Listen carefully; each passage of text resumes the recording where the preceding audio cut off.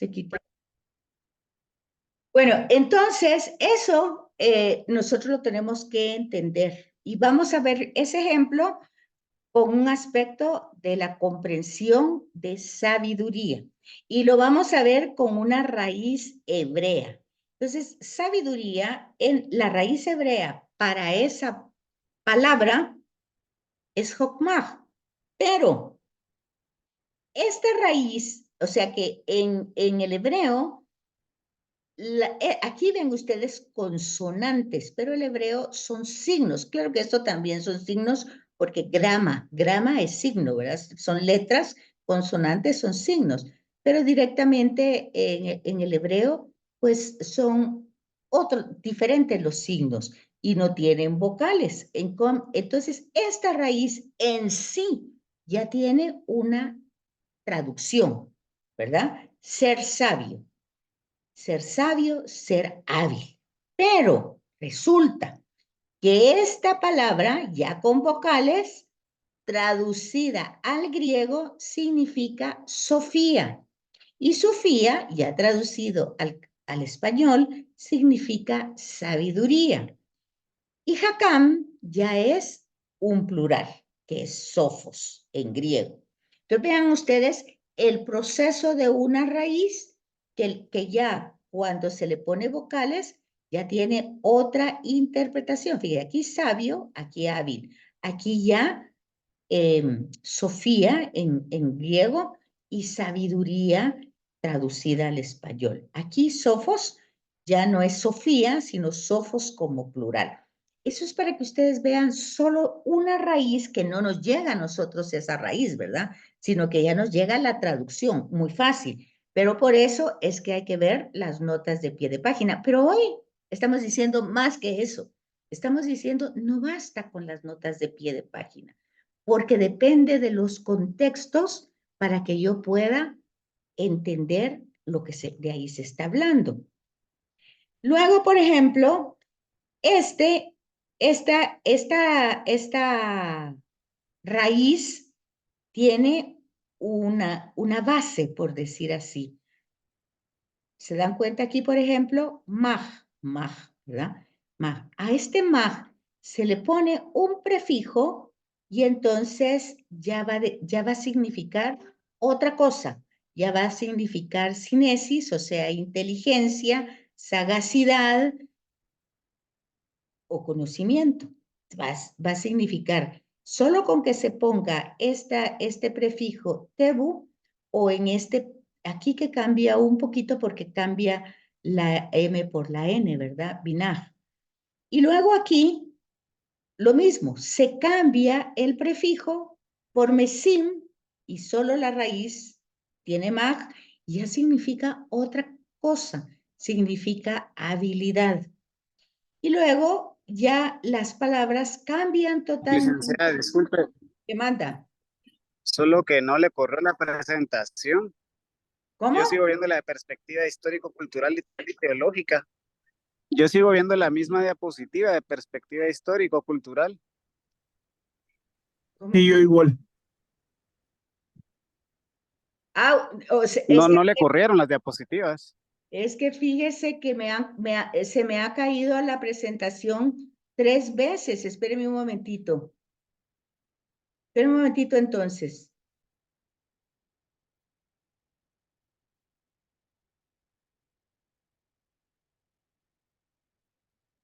Ahorita tampoco. No, No sé, fíjese, es que me botó. Espéreme un momentito. Voy a ver ahorita qué hago. Espéreme un momentito.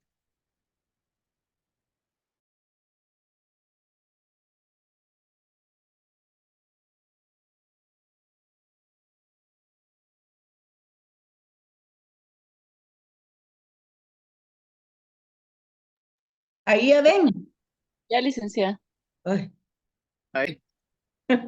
Ok, bueno, pues aquí están las palabras, aquí está la raíz, aquí está la raíz con un prefijo que ya significa Sofía, con otro prefijo que ya significa plural, con otro prefijo ya tiene, lo que tienen que ver en estos cuadritos es que la misma raíz, si se le pone un prefijo o un sufijo, cambia la interpretación.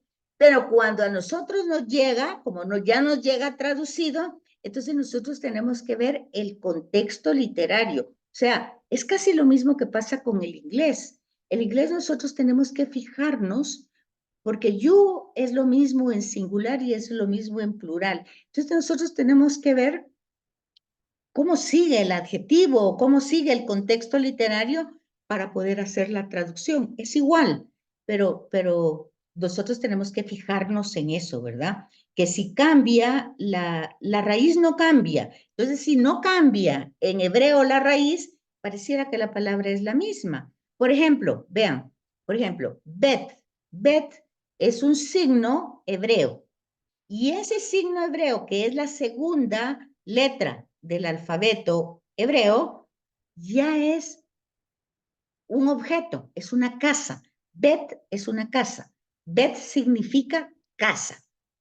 Pero depende si le ponen un prefijo o un sufijo. Por ejemplo, bet, el de Elohim, es casa de Dios. Bet, el. O por ejemplo, Betania, ya va, otro, en este caso no son prefijos, son sufijos, ¿se fijan? No, perdón, ¿cómo es? Sí, sí, son sufijos porque van atrás de la raíz. Por ejemplo, mi nombre, Bet Saida, entonces Bet casa. Saida ya es un sufijo, va atrás, ¿verdad? Y significa peces, agua, peces. Entonces, depende del contexto, yo voy a darme cuenta de qué se está tratando el texto. Obviamente, a nosotros no nos llega toda esa explicación. En la Biblia Jerusalén sí está toda esa aclaración, a veces en las notas de pie de página, y está para que yo pueda captar toda esa riqueza que tiene la traducción. Porque luego esta misma sabiduría va a significar gnosis en griego, ¿verdad? Gnosis, y en español conocimiento. Fíjense que muchas veces estas palabras, esta raíz, se junta con otra, que ya la habíamos visto aquí. Por ejemplo, aquí habíamos visto bimaj y aquí habíamos visto estas otras palabras y se van juntando. El hotmag con dahat, el hotman con binaj, el hotman con musar. Entonces se van juntando esas palabras y forman binomios. Estas citas que ustedes ven aquí es para que ustedes noten que esa misma palabra no se interpreta igual en Proverbios como en Cogelet, ni en Deuteronomio, ni en Proverbios, ni en Siráside. Entonces, ¿qué tengo que fijarme yo? ¿De qué está hablando? Tengo que entrar por fuerza tengo que entrar en el texto. Y entonces aquí les da la explicación, que dice, que la dificultad para establecer el contenido específico de ese término, o sea, ese término, esa raíz, ya con vocales, tiene una dificultad. ¿Y cuál es esa dificultad? Es toda la dificultad que tiene el hebreo, que como son signos que ya tienen un significado de una cosa y depende el contexto en el que esté para que yo lo interprete, eso significa que, ¿cuál es el problema? Que tiene mucha fluidez en el significado. Es decir, puede significar muchas cosas en las expresiones hebreas. Y dice que no siempre consciente, no se puede hacer una traducción exacta. Esas palabras no consienten una traducción exacta, a veces porque no hay. Fíjense que, por ejemplo, Génesis 1, cuando se traduce y nos llega a nosotros, que en el principio todo era vacío y oscuridad, resulta que la palabra en hebreo es tohu bohu. Entonces, en el inicio todo era tohu bohu, pero esa palabra en hebreo no tiene traducción en ningún idioma. Y es que a veces pasa así en los idiomas, que no tienen traducciones exactas. No estoy diciendo en el lenguaje, porque en el lenguaje muchas cosas pueden significar otras en un país y en otro, pues ese es el lenguaje. Pero el significado del idioma muchas veces no tiene la traducción exacta. Y eso eso no significa que sea algo malo, significa que hay una fluidez y que estos son uno de los primeros idiomas, pues, de la Mesopotamia.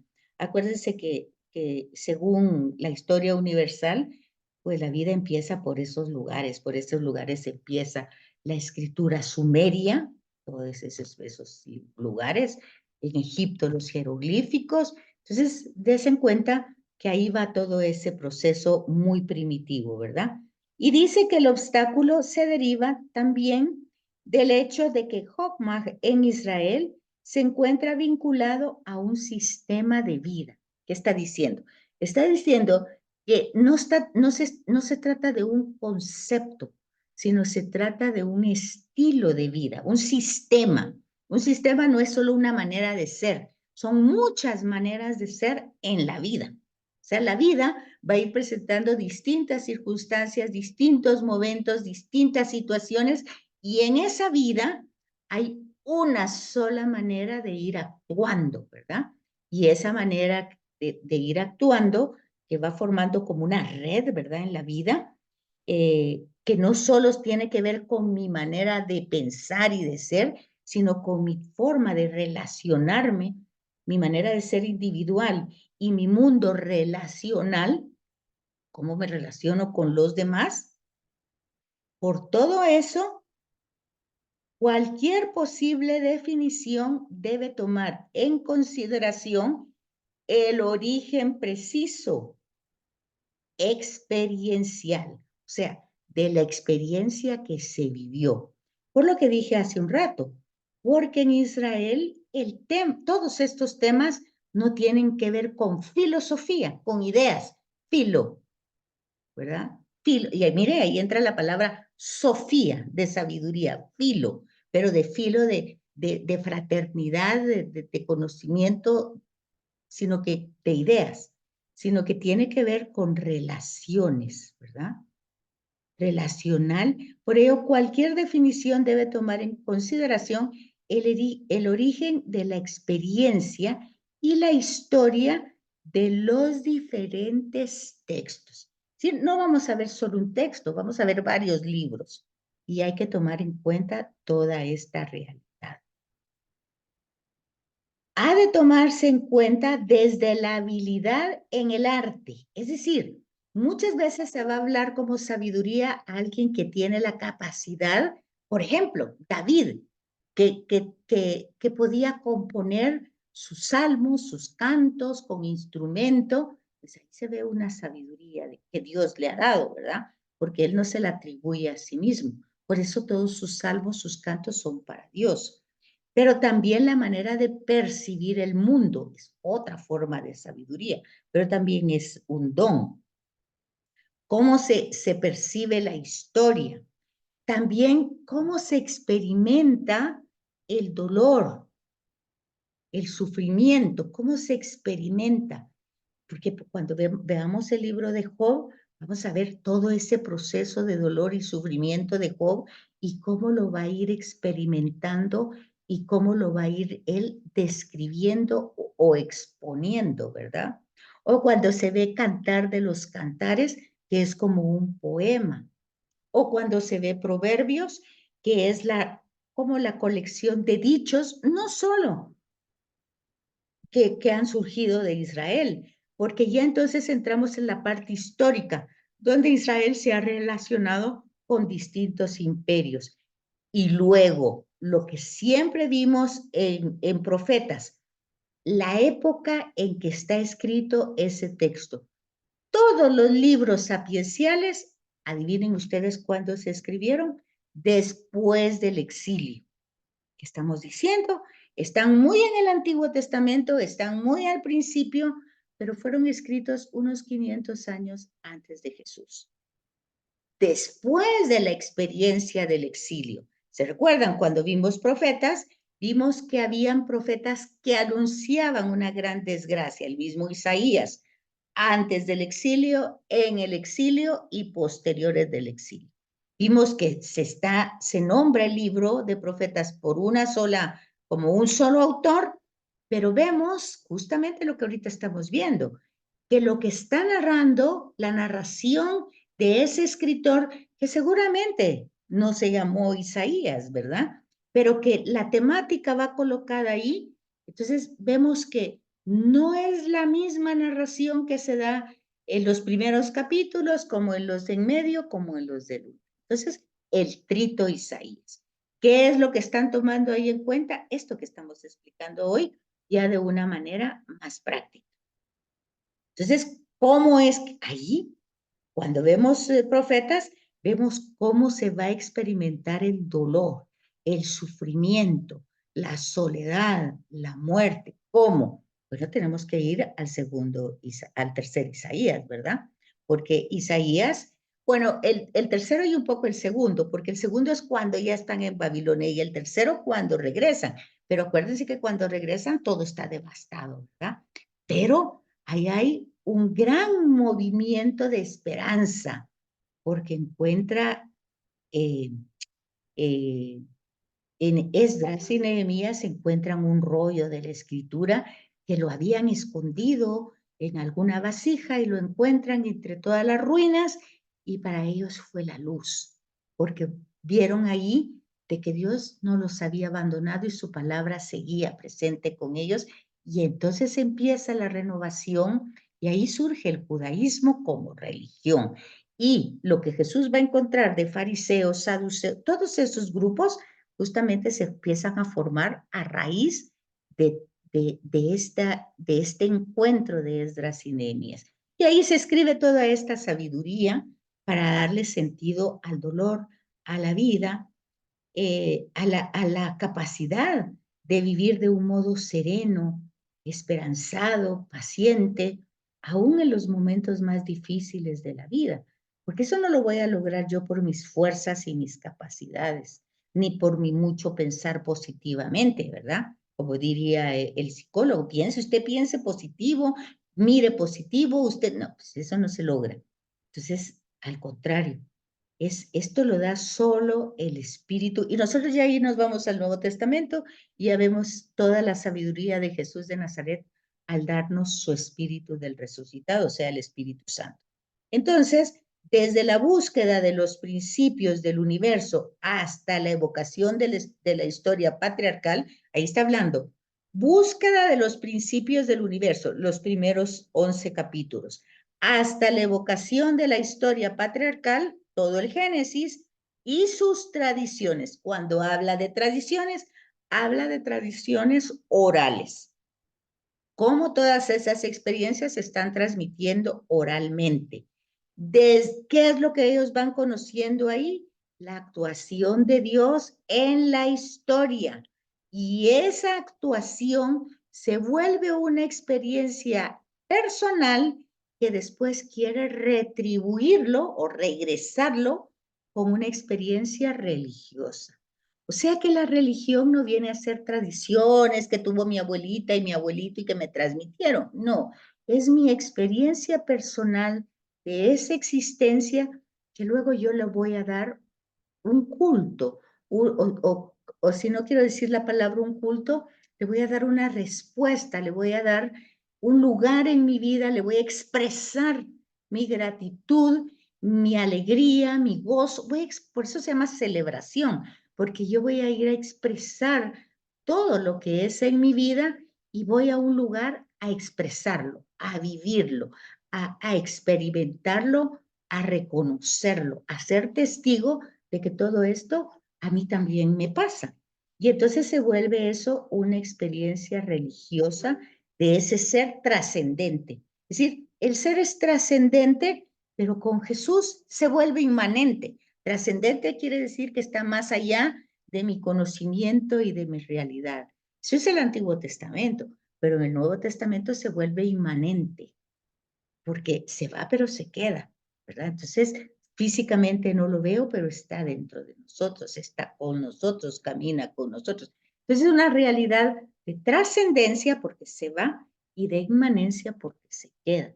Eso no hay un concepto que yo lo pueda comprender intelectualmente. Eso solo lo puedo hacer vivencialmente, o sea, desde la experiencia.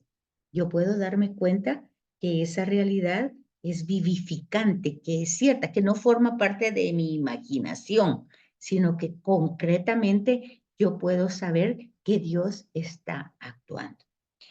Entonces, nosotros vamos a tener por fuerza que irnos dando cuenta de lo que les acabo de explicar ahorita, que hay muchas perspectivas y muchas interpretaciones.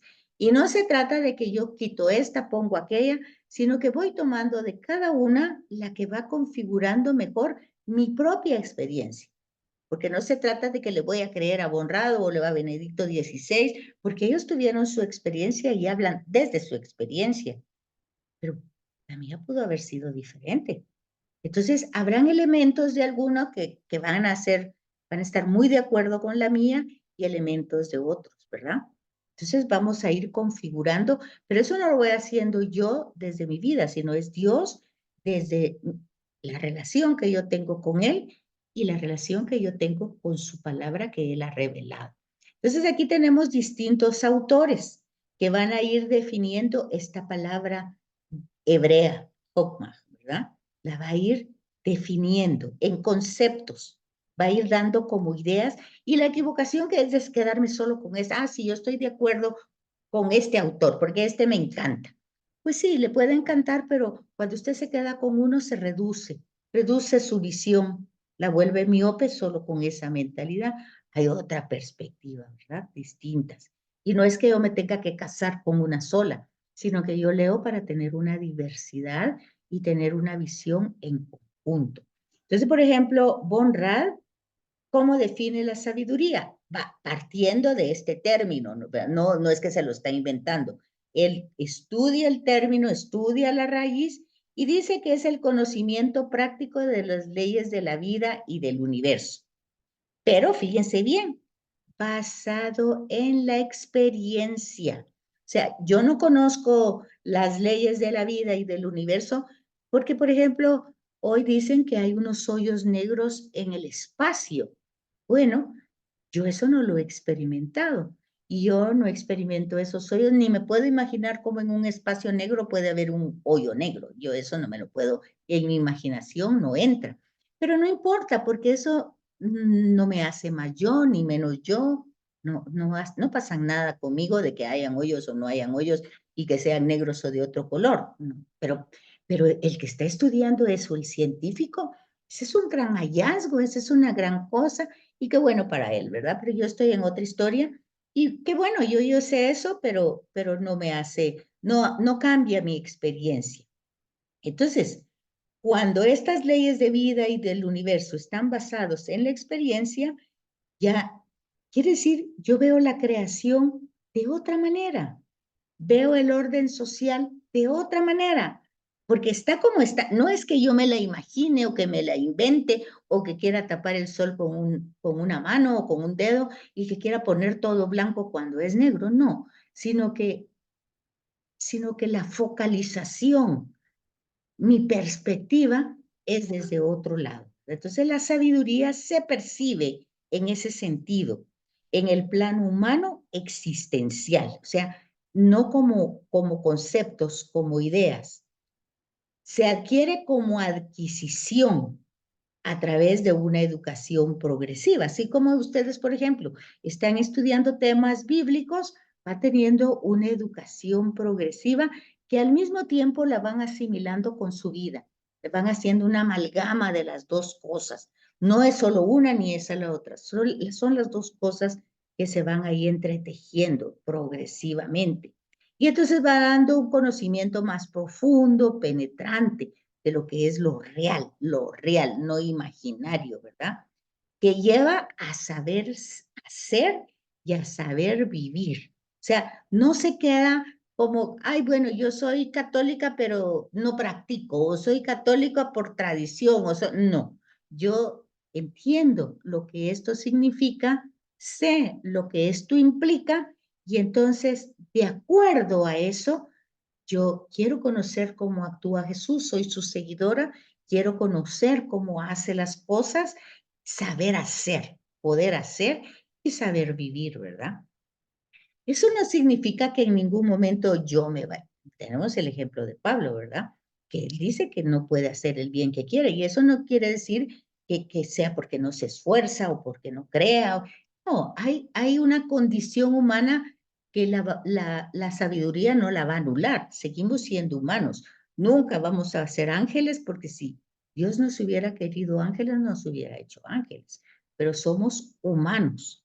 Entonces, no es cierto que cuando nos morimos nos volvemos ángeles. No es cierto, porque vamos a resucitar en el cuerpo. Y los ángeles no tienen cuerpo, son espíritus. Nosotros tenemos cuerpo y espíritu. Todas estas cosas nosotros las tenemos que ir asimilando, como dice aquí, como parte de una educación progresiva, ¿verdad? Del conocimiento profundo y penetrante de lo real. Es decir, saber orientar rectamente la propia vida a través del conocimiento práctico. O sea, no es teoría. Introducción a la Biblia podría ser teoría porque era cómo manejar, tener idea de qué es el canon, de qué es inspiración, de qué tenía esas, pero luego, ya entrando en los textos, ya es otra cosa, ¿verdad? Saber orientar rectamente la vida a través del conocimiento práctico de las cosas y de las leyes que gobiernan el mundo y las relaciones humanas. Eso es muy fácil, porque las leyes que gobiernan el mundo y las relaciones humanas desde el Evangelio, pues es el amor, ¿verdad?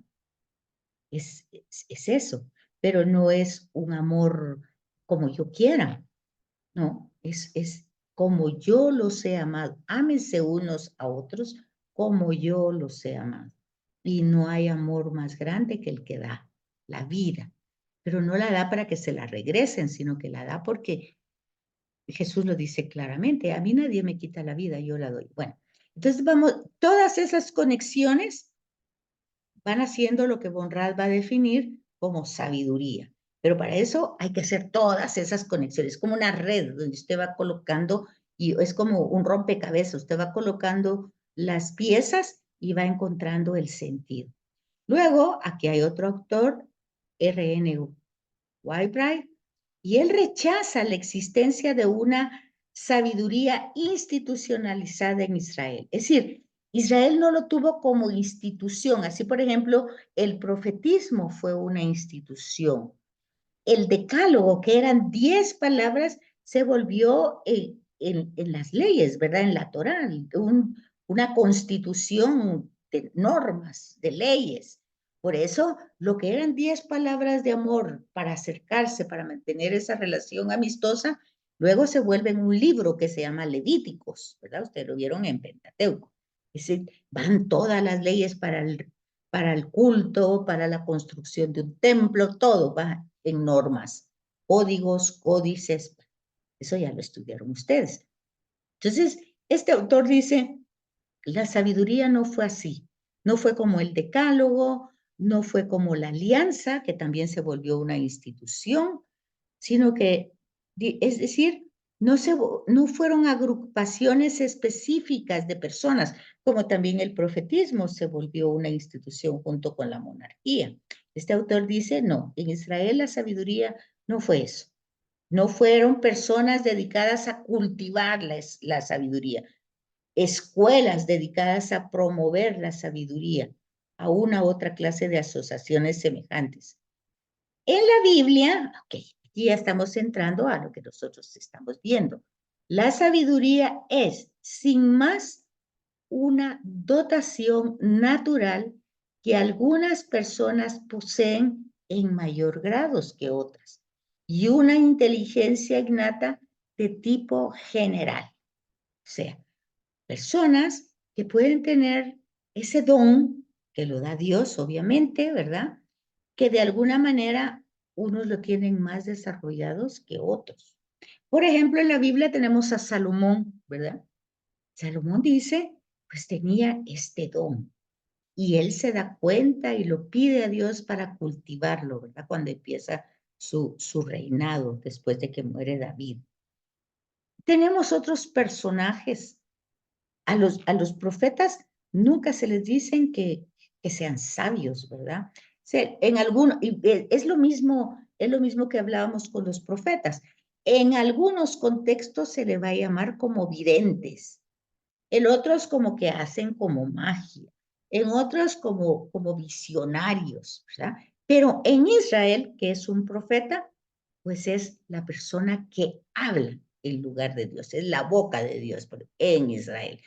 Sin embargo, vamos a encontrar distintos pasajes. Lo explicábamos cuando decíamos, por ejemplo, cuando a Saúl se le pierden a sus burros y que no los encuentra, entonces el ayudante dice, vamos con el visionario. ¿Y quién es el visionario? Pues es Samuel, el profeta, ¿verdad? Y así, otros adivino. ¿Y por qué utilizan esas palabras?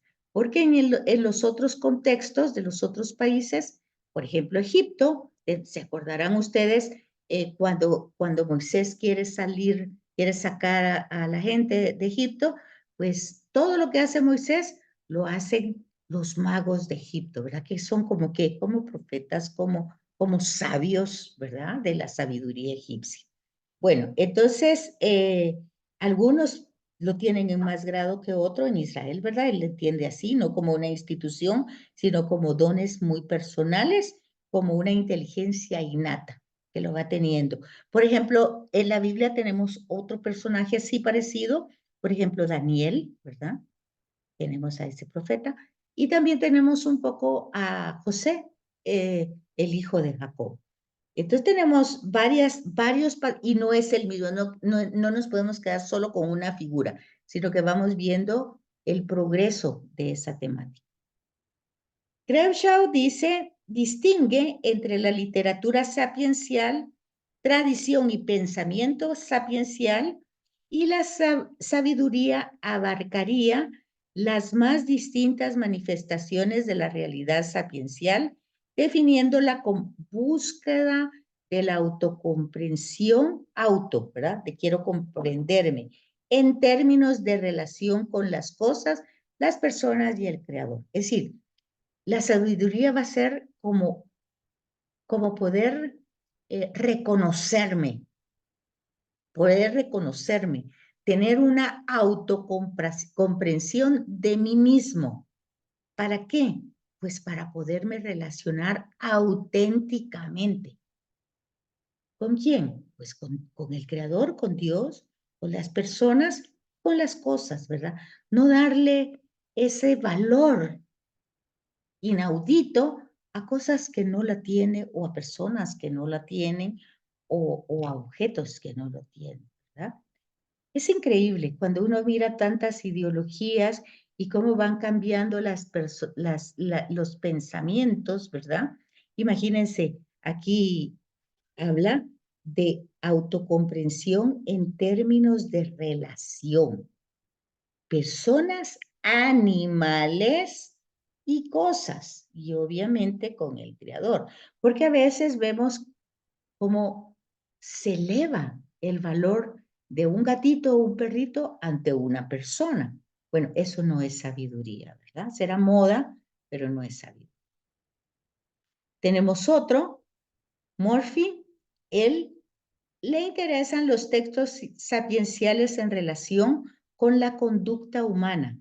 Por tanto, él dice que la sabiduría bíblica nacería del esfuerzo por poner en orden la vida del ser humano. Es decir, una persona tiene primero que ver su orden de vida. No puede ir a ordenar a otra persona si no puede tener en orden su propia vida, no digamos su casa, ¿verdad?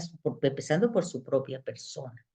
Y luego este otro personaje, Caseles, pues dice que es un arte de tener éxito en la vida humana, tanto privada como colectiva, una especie de humanismo, ¿verdad? Y en la reflexión sobre el curso de las cosas y de la conducta del hombre. Entonces, este autor dice que es un arte. Y otro decía que era como un don innato. Entonces, ustedes se pueden ir dando cuenta de las distintas reflexiones que se da sobre el tema y partiendo de la misma raíz. ¿Por qué les puse yo esto? Pues para que ustedes se den cuenta que estudiar Sagrada Escritura es muy apasionante. pero hay que saber hacerlo, ¿verdad?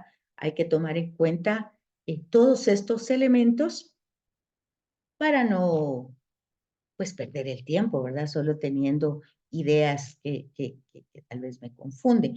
Tenemos 5 o 4 minutos para que ustedes, si tienen dudas, preguntas o algo que comentar. Si me comprendieron, si no me comprendieron, si tienen algo que les aclare o algo que ustedes quieran añadir. ¿No hay nada? ¿Están ahí o ya se fueron? Aquí estamos, licenciada. Aquí estamos. Ah, bueno. ¿Dudas, preguntas o no? ¿Algo que añadir? ¿Vieron sus notas? ¿Están de acuerdo? No las he Sí. visto y de plano que estoy de acuerdo. Gracias. Ok. ¿Dudas, preguntas con esto? ¿Lo comprendieron por lo menos? ¿O quedaron más confundidos? Sí, solo donde podemos volver a leer. ¿Dónde lo puede volver a leer? Exacto. En Yo lo tengo en Word y el libro que se los puedo pasar. Esto yo lo tengo en Word porque yo lo escribí, entonces se lo puedo pasar al chat de grupo si quieren. Pero aquí va a quedar grabado, bueno, con esas veces que se fue la imagen, pero está grabada la clase. Si no lo pudiera compartir en Word, licenciada, como para leerlo nuevamente. Va, yo se los comparto. Al chat. Muchas Sí, gracias. gracias. Y el libro también, licenciada, por favor. Pero el libro necesito que alguien lo escanee o que le saquen fotocopia y tendrían que ver cómo se los doy o cómo hacemos. Por la portada del libro para buscarlo en internet, de repente está gratuito. Es igual es la misma colección de lo que les he enseñado. Les voy a mandar la foto al chat. Sí, la foto, por favor. Gracias. Ok, muchas gracias. Muy bien, entonces ya hasta aquí llegamos, ya es la hora, así es que les agradezco mucho. Dudas, preguntas. Aquí después de esto, creo yo, tienen ya tarea, miren. Y la tarea lo que significa es que tienen que ir descubriendo las distintas formas de utilizar. Fíjense que lo pueden trabajar en grupo, porque la verdad es que son muchos.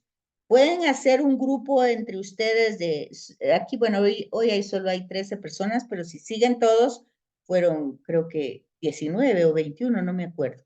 Entonces ustedes, son 4 grupos, todos tienen que ver con la sabiduría. ¿O cuántos grupos son? Vamos a ver, primer grupo, segundo grupo, tercer grupo. Son 6 temáticas. Y hay muchas citas, pero lo que se interesa es que ustedes busquen, digamos que si en un grupo de 4, que busquen una línea y que después junten y platiquen y vean las diferentes. La cosa es que sí tienen que interrelacionarse. Si lo van a hacer en grupo para poderlo trabajar todo, tienen que platicarlo, porque a mí lo que me interesa es que vean las diferentes formas que cada libro va a utilizar la palabra sabiduría. ¿Me captan lo que les estoy diciendo? ¿Sí lo captan? Sí, licenciada. Sí. Eso no se los he puesto como tarea, pero ya está ahí puesto como la primera tarea, pero lo pueden trabajar en grupo, cada uno una línea, pero después tienen que ver la manera de que lo platiquen, ya sea haciendo ustedes un grupo de Zoom, lo que sea, y ya solo me pasan el resumen de lo que ustedes lograron hacer. Otro grupo puede trabajar el grupo 2, otro el tercer grupo. Ustedes pueden organizarse. La cosa es que aprendan. Estos temas son de aprendizaje. Lo que vieron, la sabiduría, algo que se educa, algo así. Así es que les deseo buena noche y que descansen. Muchas gracias, licenciada, por el tema de las notas. Gracias. Muchas gracias. Buenas noches. Feliz noche.